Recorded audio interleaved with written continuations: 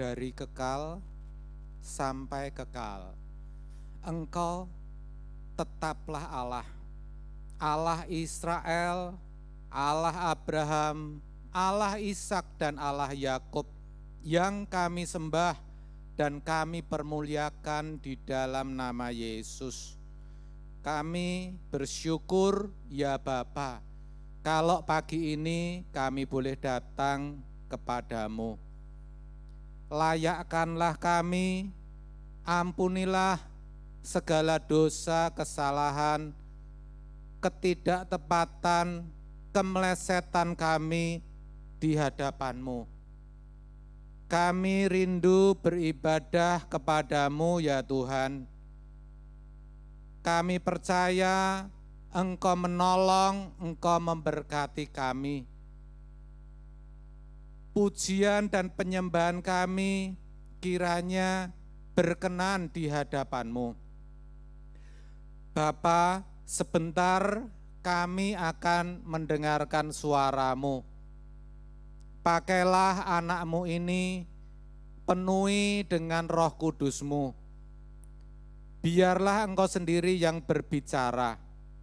Tolong kami ya Bapa, agar kami boleh mengerti akan firman-Mu dan melakukannya. Sehingga hidup kami boleh diubahkan dari hari ke hari dan kami boleh semakin serupa dengan Yesus. Terima kasih ya Bapa, berbicaralah, urapi kami semua di dalam nama Yesus. Haleluya.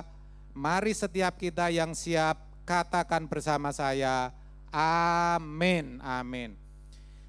Baik, Bapak Ibu Saudara, silahkan duduk. Shalom, saudara. Yang di atas, shalom. Saya juga percaya saat ini jemaat Alfa Omega yang di Wonogiri juga ada yang mengikuti ibadah ini. Saya sapa juga, shalom saudaraku yang di Wonogiri.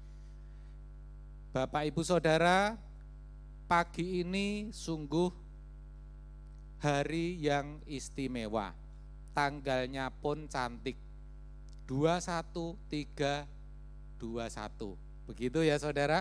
Dan ini adalah awal kita kembali bisa beribadah secara tatap muka. Sungguh ini satu sukacita yang luar biasa. Jujur saya sendiri merasakan sukacita itu, bahkan ketika tadi saya duduk, saya sempat perhatikan sekali saya menoleh ke belakang, betapa saudara sudah memiliki kerinduan yang luar biasa untuk saling berfellowship, saling menguatkan. Saudara berkenan hadir pada pagi ini untuk beribadah bersama. Dan perlu saya sampaikan bahwa Ibu Gembala saat ini tidak bisa mengikuti ibadah karena beliau dan Bapak Gembala habis menjalani vaksin. Jadi Ibu Gembala sudah vaksin saudara. Kalau saudara ada kesempatan vaksin, lakukan ya, enggak perlu takut.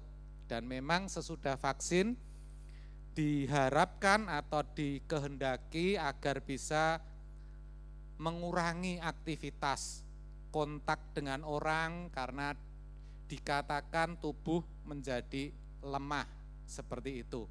Dan efeknya katanya sih kemarin saya tanya lebih sering ngantuk saudara. Kemudian makannya juga tambah banyak, Pak Heru ngomong seperti itu. Ya, puji Tuhan. Dan yang lain, pagi ini ibadah kita beda. Karena biasanya kalau saudara ikuti ibadah online kita itu sebetulnya tapping, bukan real time tapi rekaman.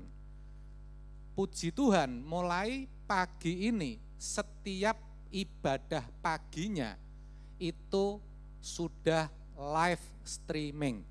Artinya real time. Saat ini juga saya berbicara, saat ini juga mereka yang tidak berkesempatan hadir bisa menyaksikan di rumah dan mengikuti ibadah. Sehingga ada hubungan emosional yang lebih baik, itu maksudnya. Jadi bersyukur karena memang kenyataannya tidak semua bisa menyelenggarakan secara live streaming. Tapi ini bukan sesuatu yang patut dibanggakan, saudara. Melainkan kita harus bisa mengambil positifnya. Kenapa? Karena kalau ada live streamingnya, saudara juga bisa mengikuti siaran ulangnya. Jadi ini saudara berkesempatan untuk mengulang pelajaran yang sudah disampaikan. Seandainya saudara pikir kurang jelas, saudara bisa dengarkan lagi di rumah. Tapi kalau dulu kan enggak, saudara. Kalau kita ibadah tatap muka, online-nya enggak ada. Tahu maksud saya? Jadi gunakan kesempatan yang baik ya. Namanya belajar firman itu tidak seperti beli barang, saudara. Sekali kita mau, kita ambil, bisa kita pakai. Enggak kayak gitu. Kalau firman, saudara belajar, saudara terima, enggak langsung bisa dipakai. Makanya harus diulang ulang. Mengerti saudara? Mengerti? Amin? Ya, puji Tuhan. Beri tepuk tangan kemuliaan buat Tuhan kita terlebih dahulu. Ya, bisa ditampilkan komputernya ya. Tema pada pagi hari ini, firman Tuhan yang akan saya sampaikan adalah, bisa ditampilkan,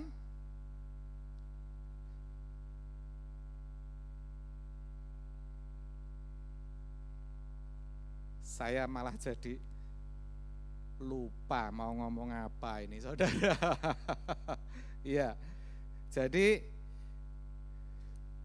penyebab ketidaksetiaan itu temanya, saudara. Penyebab ketidaksetiaan. Ya, maklum saudara, baru pertama kali ya. Nah, penulis kitab Amsal mengatakan banyak orang menyebut dirinya baik hati, tetapi orang setia siapa menemukannya. Itu Amsal 20 ayat yang ke-6. Apa artinya? Itu artinya bahwa orang yang baik hati itu belum tentu setia. Itu artinya bahwa sulit atau tidak mudah untuk menemukan orang yang setia. Itu artinya bahwa banyak orang itu tidak setia. Itu kata penulis Amsal. Lah sekarang pertanyaan saya, faktanya di lapangan seperti apa? Nah, kalau kita perhatikan saudara, ada banyak perceraian, ya kan? Ada banyak orang yang berkhianat, betul? Kalau kita perhatikan karyawan, kalau saudara sebagai pelaku usaha, sekarang ini sulit untuk mencari karyawan, apalagi yang bisa bertahan lama. Yang banyak itu sering bermutasi. Kalau istilahnya itu turnover. Jadi keluar masuk karyawannya itu, apalagi di perusahaan tekstil, itu sangat besar, saudara. Saudara bisa tanya di perusahaan tekstil, ya, itu tiap hari itu ada orang yang keluar, karyawan keluar. Tetapi juga ada karyawan yang masuk. Itu semua membuktikan ketidaksetiaan. Berarti apa? Apa yang dituliskan oleh Amsal ini benar adanya, saudara.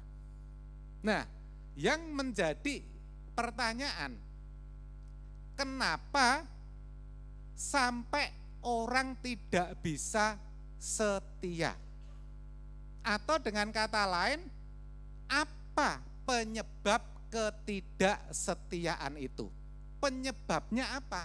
Nah, ini tentu kan kita harus cari sesuai dengan firman Tuhan.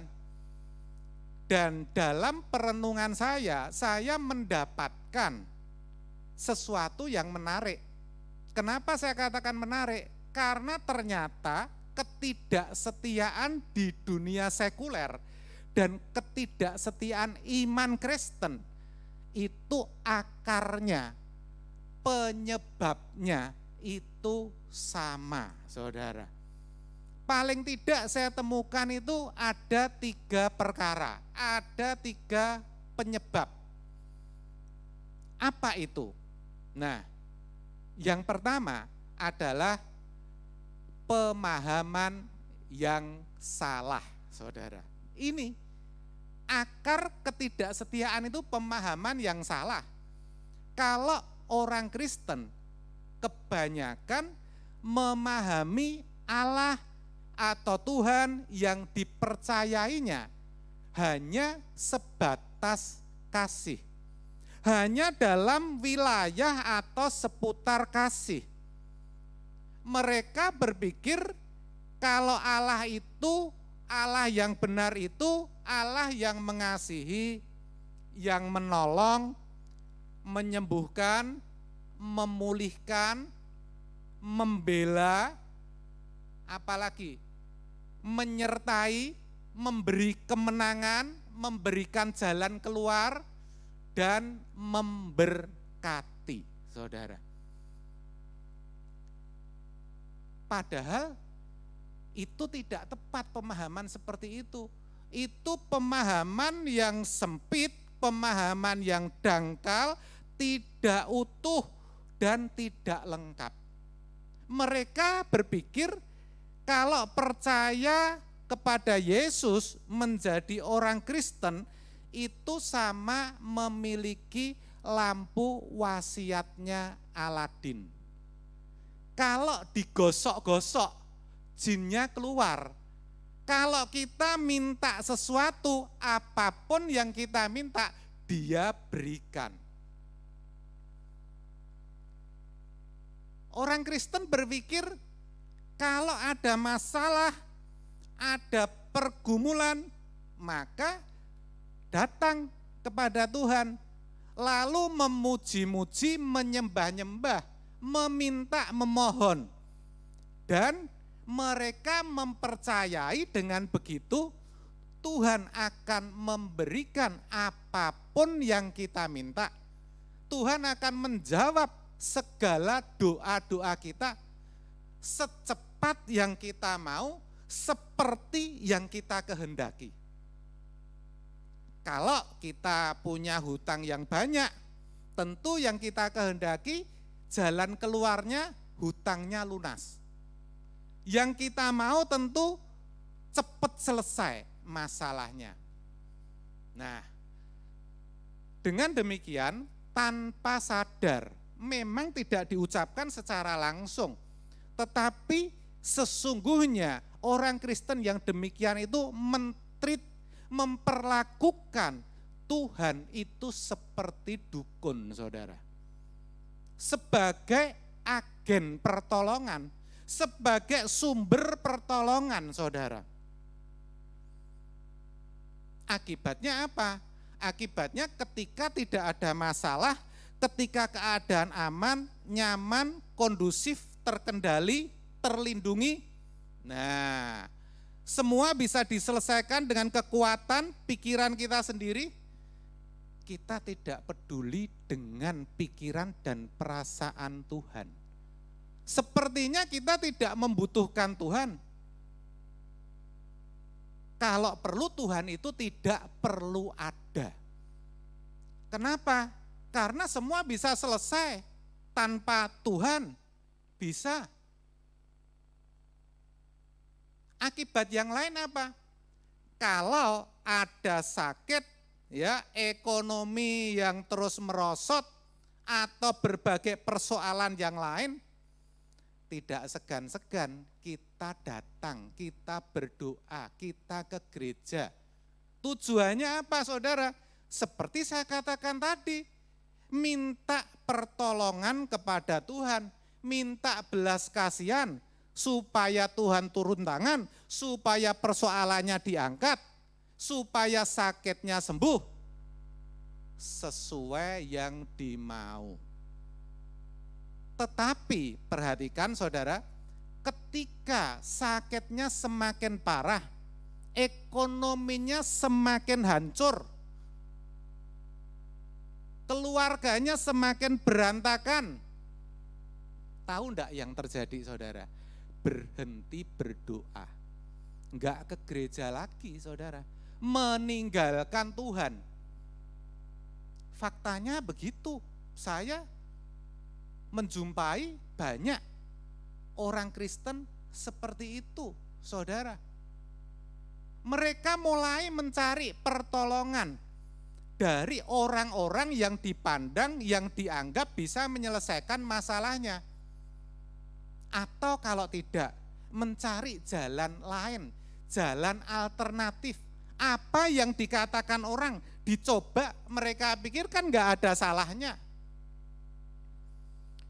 Itu yang terjadi, saudara. Nah, dalam dunia sekuler juga sama.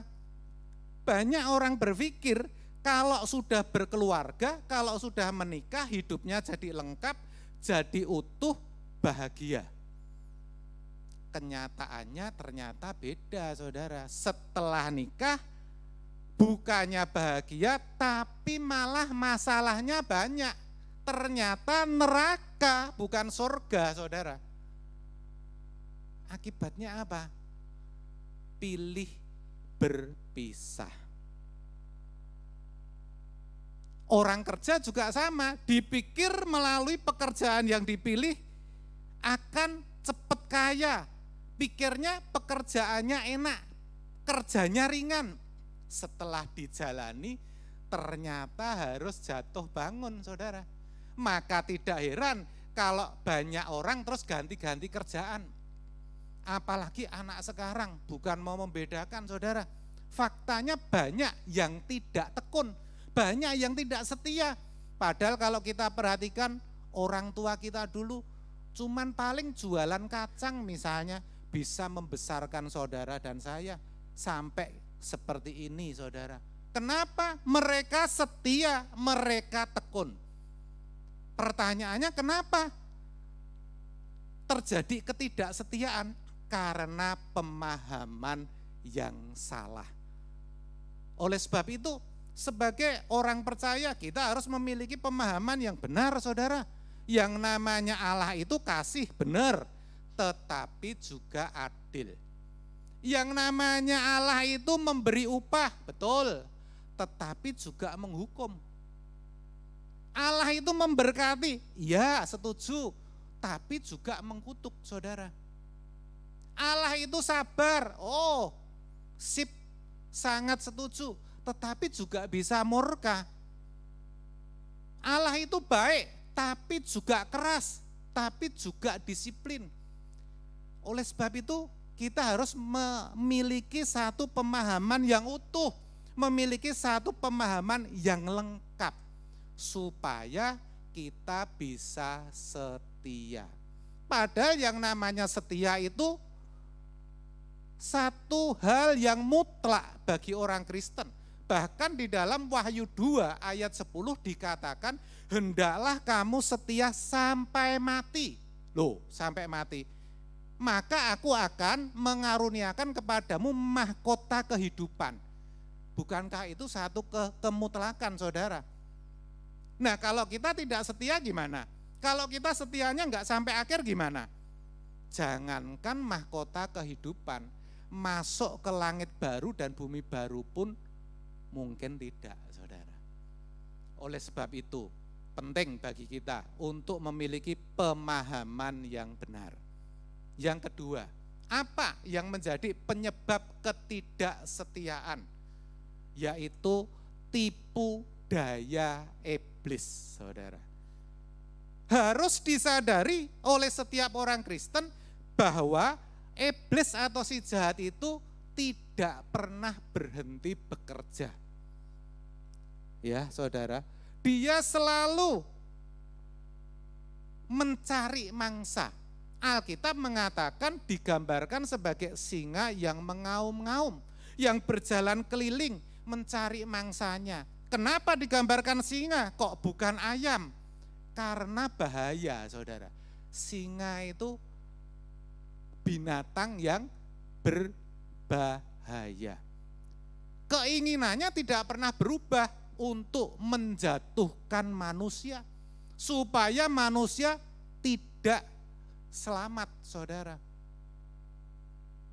Nah, biasanya iblis atau si jahat menyerang manusia itu face to face, secara langsung. Tetapi ingat, kalau dia tidak bisa melawan kita secara langsung, secara frontal, dia selalu pakai yang namanya tipu daya. Dan ini cukup manjur, saudara.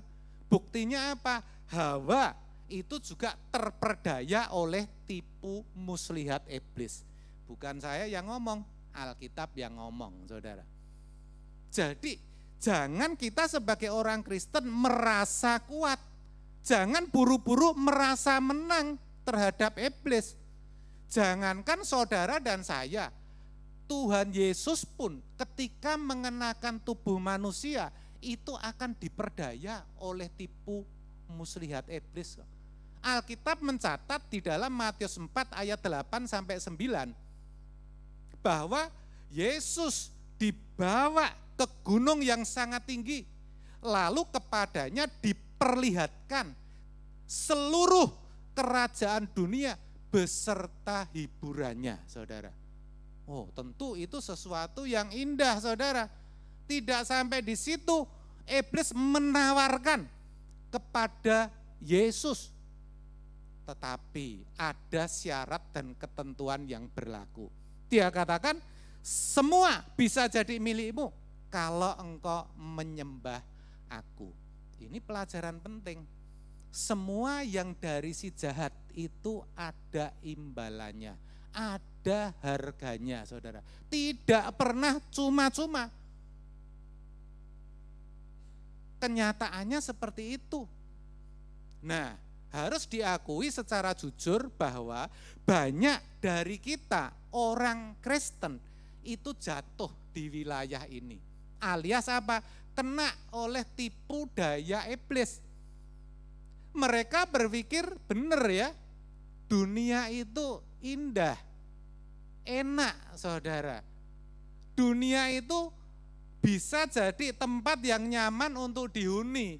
Kelihatannya setelah diperlihatkan semuanya sepertinya akan membuat hidup jadi bahagia.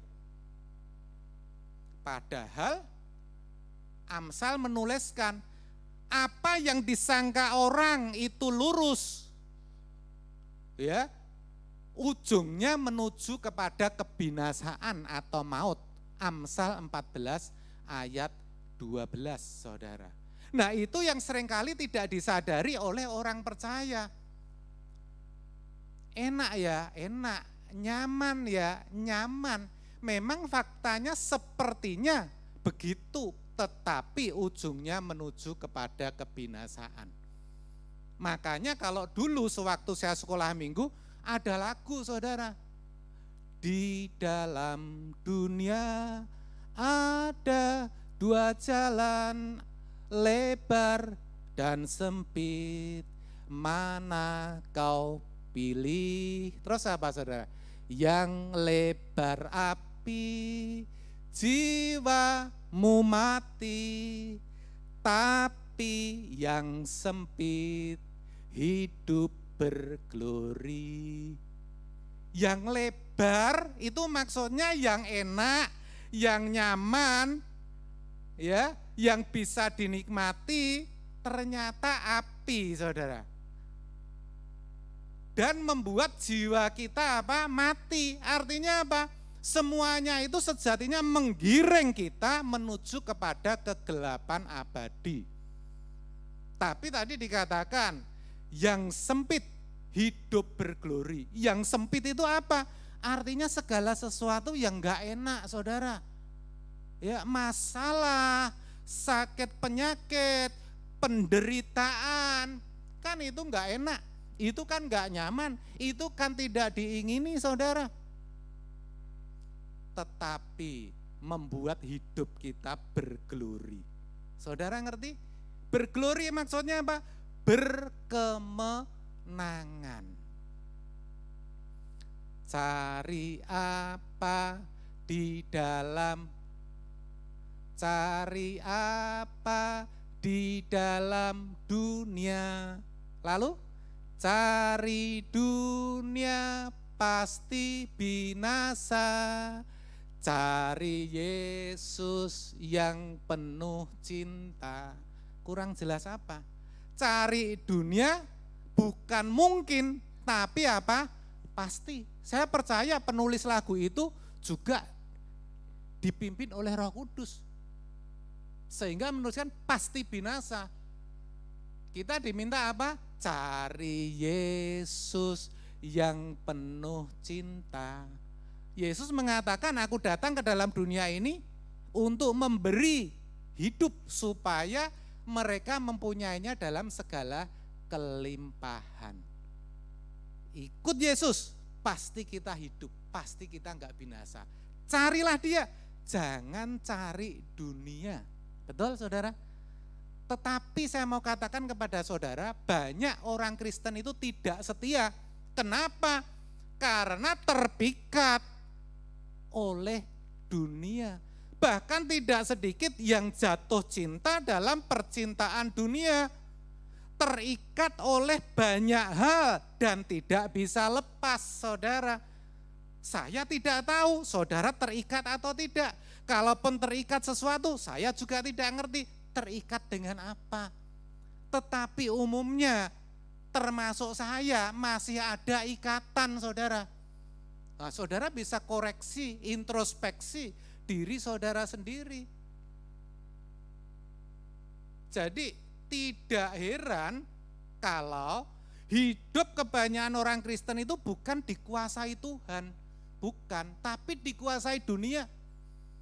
Geliat hidupnya ya selalu diarahkan untuk mencari dunia. Yang dikejar hanya harta, kekayaan, ketenaran, supaya jadi orang terpandang, jabatan, pangkat, kedudukan. Dan itu menyita segenap hidup orang Kristen. Tidak sadar bahwa itu adalah tipu daya. Tidak sadar bahwa semuanya itu bisa dipakai oleh si jahat untuk menjerumuskan kita supaya kita binasa. Enggak sadar. Kenapa? Karena yang ada di pikirannya kalau bisa memperoleh itu semua, hidupnya jadi utuh, bisa bahagia, bisa nyaman. Itu yang ada di pikiran banyak orang, saudara. Kalau bisa punya ini, punya itu, beli ini, beli itu, lengkap. Jadi orang terpandang dan dihormati. Tapi saya mau kasih tahu saudara, kenyataannya tidak demikian. Kenapa saya katakan begitu? Karena saya lihat sendiri banyak orang yang sudah memperoleh itu. Enggak sedikit orang yang sudah memperoleh pangkat, jabatan, kekayaan, nilai diri, dihormati. Banyak saudara. Ternyata bukannya puas tetapi merasa belum cukup. Itulah tipu daya iblis. Sudah dapat, belum cukup saudara, belum puas. Dan ternyata tidak bahagia hidupnya. Ternyata dengan memperoleh yang lebih banyak, bukannya tentram hatinya, bukannya bahagia, tetapi sebaliknya masalahnya tambah gede saudara. Orang kalau jualannya cuma bakso keliling, bukan bermaksud untuk merendahkan. Tapi masalahnya kira-kira dengan uang 1-2 juta selesai saudara. Tetapi kalau saudara semakin diberkati, semakin banyak harta, 100 juta belum tentu bisa menyelesaikan masalah saudara. mungkin 1 miliar enggak cukup. Seorang pedagang kecil persoalannya cuman kalau sepi atau kalau hujan. Tetapi begitu saudara jadi pelaku usaha, pemilik usaha, persoalannya beda. Ada persoalan karyawan, ada persoalan pajak, macam-macam. Ternyata yang tambah gede apa? Persoalannya, bukan hatinya yang tambah tentrem. Itulah namanya tipuan. Yang disangkanya lurus, ujungnya maut. Katanya seperti itu. Beruntung kalau masih bisa sadar dan bertobat. Kalau masih ada waktu, saudara. Tetapi saya melihat ada banyak orang yang tidak berubah, bahkan sampai ke titik yang tidak bisa balik. Istilahnya point of return. Sudah tidak bisa dirubah lagi. Udahlah, gaya hidupnya seperti itu. Gak bisa berubah, karakternya seperti itu. Sadar-sadar sudah di ujung maut, saudara. Sudah dipasangin banyak selang, sudah posisinya stroke, gak bisa apa-apa, di UGD, saudara. Nyesel, saudara. Yang ada apa? Ketakutan.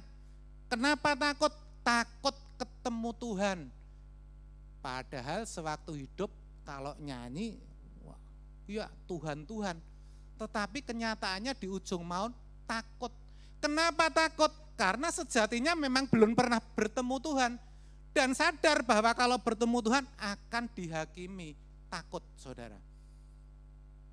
Nah, kenapa bisa begitu fatal? Karena apa? Tipu daya iblis, saudara. Nah, sebetulnya virus dunia ini itu bisa dikenali, saudara. Saudara mungkin berniat untuk tidak jatuh ke dalam pencobaan, tidak terkena jerat iblis. Lah, taunya bagaimana, Pak? Kalau virus dunia atau tipu daya iblis itu sudah merasuki kehidupan kita. Tandanya gampang, saudara. Saudara mulai malas bekerja. Maaf kok malas bekerja, malas berdoa. Malas baca firman. Malas pergi ke gereja. Itu bukti bahwa saudara sudah mulai terpapar virus dunia, saudara. Gejalanya apa? Gejalanya telinga ini mulai enggak nyaman kalau mendengar kebenaran-kebenaran yang murni. Khotbahnya kok gitu-gitu melulu, selalu tentang kesucian, selalu tentang langit baru, bumi baru, selalu tentang kematian. Enggak nyambung, saudara. Di pikiran saudara enggak nyambung, enggak bisa terima. Yang saudara inginkan apa? Ya kalau khotbah soal berkat lah, soal mukjizat, kesembuhan, kan kita butuh supaya Tuhan lepaskan. Lah itu gejala, saudara. Saudara harus mulai menyadari bahwa saudara sudah terpapar virus dunia. Yesus bisa menangkal karena Tuhan Yesus berpegang pada kebenaran yang murni. Dia katakan, enyahlah, hanya Tuhan yang layak disembah. Dia katakan seperti itu. Kalau kita enggak seperti Yesus karena kita kebanyakan ya tidak memahami kebenaran yang murni, saudara. Itu persoalannya. Oleh sebab itu, melalui kebenaran pagi ini, saya sangat berharap saudara bisa mengerti bahwa iblis itu sangat cerdik. Cerdik sekali, saudara. Dan kita enggak perlu terlalu yakin atau sok yakin, pasti menang. Ya. Tetapi saudara mesti berjuang, makanya Alkitab mengatakan, berjaga-jagalah dan berdoalah, supaya kamu jangan jatuh ke dalam berbagai-bagai pencobaan. Amin, saudara. Saudara mau berjuang? Amin. Yang ketiga, apa penyebab ketidaksetiaan itu? Yang ketiga, tidak tahan menderita atau takut menderita. Karena tidak memahami dengan benar atau memiliki pemahaman yang salah. Dan karena tipu daya iblis sudah merasuki jiwa kita, maka bangunan iman kebanyakan orang Kristen itu sudah rusak, saudara. Jadi rapuh, tidak berani menderita, tidak tahan menderita, takut menderita. Sehingga kalau ada masalah, kalau mengalami sakit, maunya cepat selesai, maunya cepat sembuh. Apa salah, Pak? Ya enggak salah. Tetapi yang perlu kita ingat apa, saudara? Bahwa sejatinya melalui penderitaan, melalui persoalan yang kita alami, Tuhan itu sedang membela hidup kita. Tuhan itu sedang memperjuangkan saudara dan saya supaya tidak binasa. Tuhan itu sedang menunjukkan jalan-jalannya kepada saudara dan saya. Ini loh jalannya yang benar. Saudara, Tuhan itu sedang menunjukkan rencananya yang mulia atas hidup kita. Memang saya percaya kalau baru awal-awal jadi orang Kristen, ya tidak bisa mengerti akan hal ini. Tetapi untuk saudara dan saya yang sudah bertahun-tahun jadi orang Kristen, bahkan ada yang sudah sejak lahir. Nah, harusnya kita mengerti akan hal itu. Bahwa justru melalui persoalan dan masalah yang kita hadapi, tersembunyi satu berkat kekal. 2 Korintus 4 ayat 17. Sesungguhnya melalui masalah dan penderitaan, kita sedang mengerjakan yang namanya kemuliaan kekal. Justru melalui persoalan dan masalah kita harus bisa menemukan apa maksud Tuhan atas masalah dan persoalan yang diizinkan kita alami. Karena di dalamnya pasti tersembunyi berkat kekal. Itu harus kita temukan terlebih dahulu sebelum masalah itu selesai. Kalau sampai masalah itu selesai, kita tidak menemukan berkat kekal, itu sia-sia, saudara. Ini yang harus kita perhatikan. Sehingga kalau kita selesai menghadapi masalah, masalah berakhir, kita bisa melaluinya dengan baik, tanpa sungut-sungut, dengan hati yang penuh syukur, berarti kita sedang mengumpulkan harta di surga. Kekal harta di surga. Kalau harta di bumi, lenyap, saudara. Nah, itu yang harus kita kumpulkan. Dan kita harus sadar bahwa tanpa mengalami penderitaan seperti yang Yesus alami, kita tidak akan menerima janji-janji Allah. Kita tidak akan pernah dipermuliakan bersama-sama dengan Dia. Roma 8 ayat 17.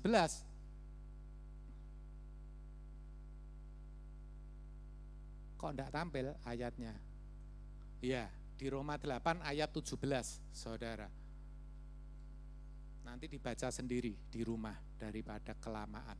Ya. Selain itu apa, saudara? Kita harus menyadari bahwa sesungguhnya kalau kita sedang mengalami satu masalah, kita sedang mengalami satu persoalan, itu adalah sarana bagi saudara dan saya untuk membuktikan bahwa saudara itu percaya kepada Tuhan, bahwa saudara itu di dalam Tuhan. Cara membuktikannya itu lewat masalah, saudara. Bukan kalau saudara pergi ke gereja, terus saudara bisa mengklaim diri bahwa aku sudah di dalam Tuhan. Bukan, saudara. Makanya Rasul Paulus menuliskan di dalam Filipi 4 ayat 13, segala perkara dapat kutanggung di dalam Dia yang memberi kekuatan kepadaku. Perhatikan, segala perkara dapat kutanggung di mana, saudara? Di mana, saudara? Di dalam Dia. Artinya ayat ini hanya diucapkan oleh orang-orang yang benar-benar mengalami Tuhan. Oleh mereka yang benar-benar hidupnya mengenakan hidup Yesus, baru bisa ngomong ini. Lah kebanyakan orang Kristen enggak. Kebanyakan kalau ada masalah, dia pegang ayat ini. Segala perkara dapat kutanggung di dalam Dia yang memberi kekuatan kepadaku. Padahal hidup kesehariannya tidak mengenakan hidup Yesus. Padahal hidupnya tidak di dalam Dia, saudara. Akibatnya apa? Bisanya ngomong sekali, 2 kali. Begitu masalahnya terus berlanjut tidak selesai, ya bye-bye. Seperti saya katakan tadi, cari jalan lain, cari pertolongan lain. Dipikir ayat ini punya kuasa, betul punya kuasa, saya setuju. Tetapi saudara harus di dalam Tuhan. Saudara harus buktikan percaya saudara itu lewat perbuatan saudara sehari-hari, lewat tutur kata, ya, lewat perbuatan saudara, di mana dalam segenap hidup saudara, saudara memuliakan Tuhan. Lah, kalau seperti itu, saudara lagi bermasalah, saudara ngomong ini benar, dan saudara pasti kuat, pasti bisa melalui. Itu kuncinya, saudara. Padahal selain daripada itu kita juga harus tahu bahwa sesungguhnya kalau sedang menghadapi pergumulan, Tuhan itu tidak membiarkan kita menghadapi sendiri kok. Pasti dikasih jalan keluar. 1 Korintus 10 ayat 13. Jelas, saudara. Artinya apa? Saya kasih tahu, ini penting. Artinya apa, saudara? Masalah saudara itu ya pasti selesai. Katakan sebelah saudara, masalahmu pasti selesai. Seberat apapun itu pasti selesai. Kenapa? Karena ada jalan keluar, saudara. Itu semua persoalanmu itu biasa. Tahu enggak cuma saudara yang ngalamin masalah. Saya yang di sini juga banyak masalah, cuma tipenya beda. Tapi masalahnya sama, saudara. Semua punya masalah. Kalau dikelompokkan jadi kalau enggak masalah rumah tangga, ya masalah apa? Karir, masalah kesehatan, ya kan? Masalah sakit penyakit. Ya cuman itu, saudara, kalau digolongkan, tapi semua mesti punya. Makanya kalau saat ini saudara ya sedang menghadapi persoalan atau pergumulan, mungkin sakit penyakit, ya atau apapun juga yang menurut saudara itu berat, ya saudara ubah pola pikir saudara. Katakan itu biasa, pasti selesai, saudara. Saudara perbaiki hidup saudara, ya.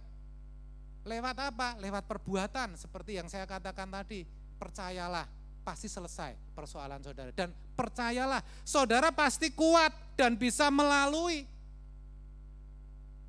Amin, Bapak Ibu Saudara. Nah, itulah sebabnya kebenaran firman Tuhan yang saya bagikan pagi ini tujuannya apa? Tujuannya saya tahu sih.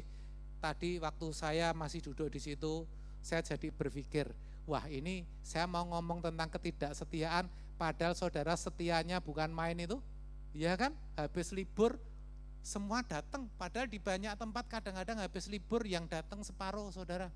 Tapi saudara enggak. Tetapi ingat, ini bukan bukti kesetiaan saudara. Amin, saudara. Kesetiaan saudara itu dibuktikan waktu apa? Saudara kena masalah. Dah itulah intinya. Ya, oleh sebab itu saya percaya kebenaran pagi ini akan memberkati kita semua. Amin. Kita akan pujikan satu pujian yang akan meneguhkan kebenaran firman Tuhan pagi ini. Bisa ditampilkan teksnya, Wawan? Tuhan, Engkau pembelaku.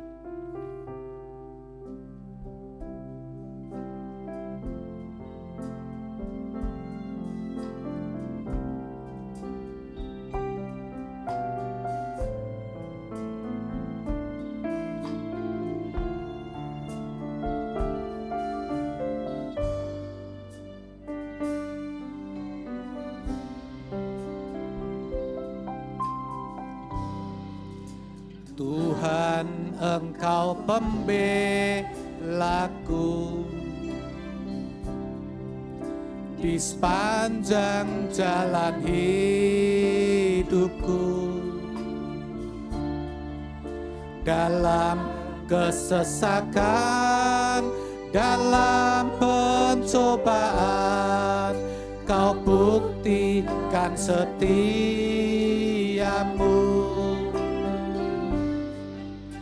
Kala jiwaku terluka, aku lemah tak berdaya, Kau pegang tanganku, Kau beri kekuatan, hiburkan hatiku. Tuhan, Engkau pembelaku. Tuhan, Engkau pembelaku.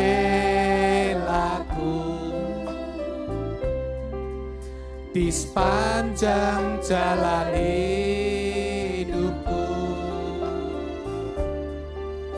dalam kesesakan, dalam pencobaan, Kau buktikan setiamu.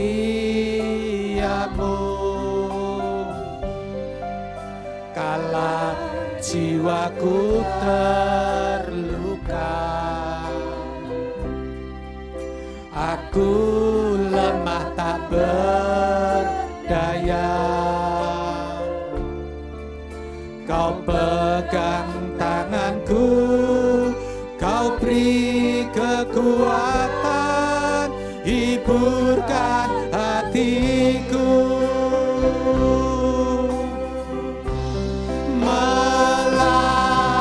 Melalui semua itu, Kau mengajarkan jalan-jalanmu.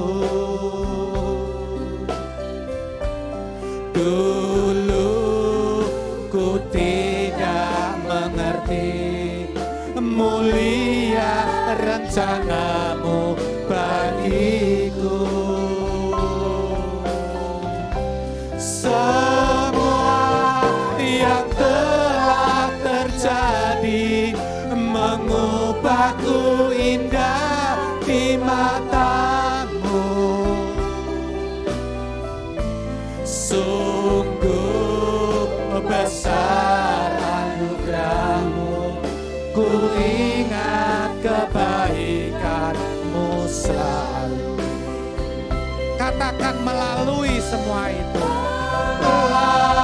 Melalui semua itu, Kau mengajarkan jalan-jalanmu. Dulu ku tidak mengerti mulia rencanamu bagiku. Amin. Semua yang telah terjadi mengubahku indah di matamu. Sungguh besar anugerahmu, ku ingat kebaikanmu. Sekali lagi, melalui semua itu. Melalui semua itu, Kau mengajarkan jalan-jalanmu. Saya undang bisa bangkit berdiri. Dulu ku tidak mengerti mulia rencanamu bagiku. Semua yang telah terjadi mengubahku indah di matamu. Sungguh besar anugerahmu, ku ingat kebaikan. Sekali lagi dari depan, saudara sendiri tanpa musik.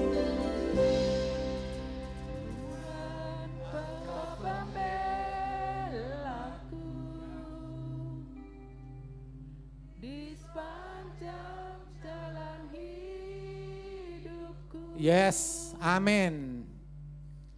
Dalam kesesakan, dalam pencobaan, Kau buktikan setiamu.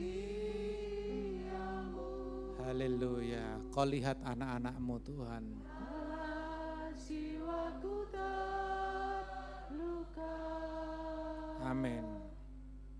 aku lemah tak berdaya.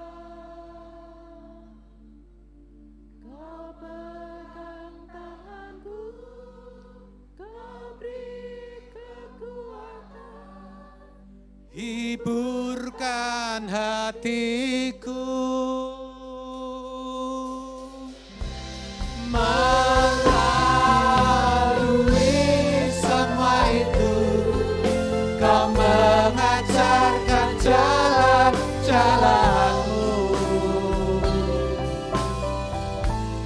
Dulu ku tidak mengerti mulia rencanamu bagiku. Semua yang telah terjadi mengubahku indah di matamu. Sungguh besar anugerah-Mu. Sekali lagi, kebaikan.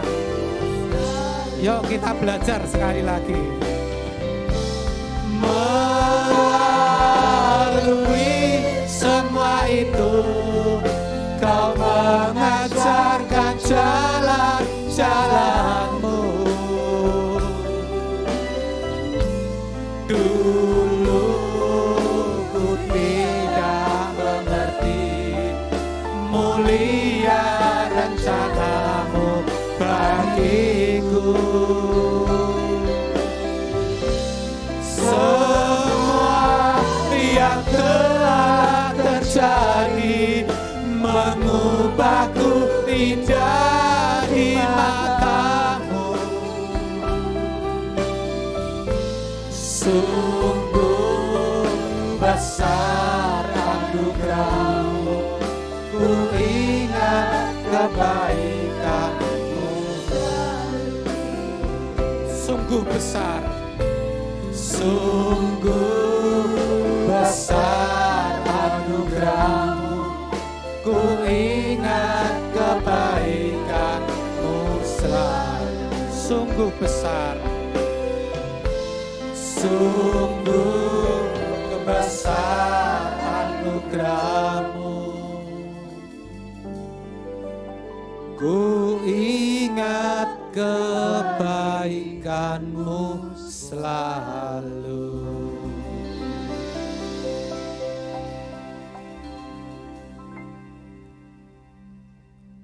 Terima kasih Bapa oleh firman yang sudah Kau sampaikan atas kami. Kami sadar bahwa kami sering memiliki pemahaman yang salah akan Engkau. Tanpa sadar kami sudah terpapar virus dunia, termakan tipu muslihat daripada iblis, sehingga hidup kami menjadi rapuh, kami tidak tahan lagi, bahkan takut mengalami penderitaan yang seharusnya kami alami. Ampunilah kami ya Bapa, melalui kebenaran hari ini, kiranya kami menjadi semakin kuat.